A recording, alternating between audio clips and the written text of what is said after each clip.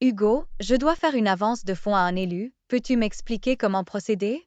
Oui, Mélissa, il me fera plaisir de te montrer comment faire une avance de fonds à un élu. Tu dois, d'abord, entrer sur le compte de l'élu pour lequel tu possèdes une autorisation de transaction. Dans ce cas-ci, imaginons que l'avance de fonds doit être faite à l'élu Samuel Dufour. On entre alors dans son module de frais. Dans le menu de gauche, sélectionnez le troisième icône, soit la valise avec une image de banque. Ensuite, cliquez sur Demander une avance de fonds. Par la suite, remplissez tous les champs nécessaires et ajoutez une pièce jointe si cela s'applique. Cliquez ensuite sur Soumettre. Votre demande de fonds est alors soumise pour approbation et vous pouvez la retrouver ici. Lorsqu'elle sera approuvée, vous recevrez une notification ci-dessous. Vous pouvez alors voir que le statut, au bout de la ligne, est désormais payé. Lorsque la dépense totale a été réalisée, on se connecte au PGI via la note de frais. On nomme le compte de dépenses et ensuite, on crée une ligne de frais.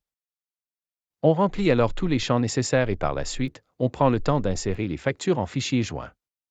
On confirme ensuite les lignes des dépenses, le montant total et on consulte les politiques afin de s'assurer que les dépenses sont admissibles. Finalement, on peut soumettre le rapport. Une fenêtre apparaîtra pour sélectionner si l'on applique une avance de fonds. Dans le cas où l'on n'avait pas d'avance de fonds pour cette dépense, on cocherait « Ne pas imputer une avance de fonds ».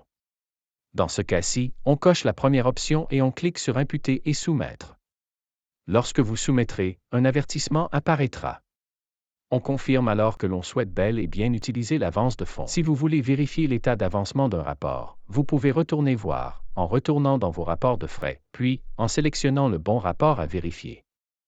Dans ce cas-ci, nous pouvons voir que nous sommes en attente d'approbation par le gestionnaire.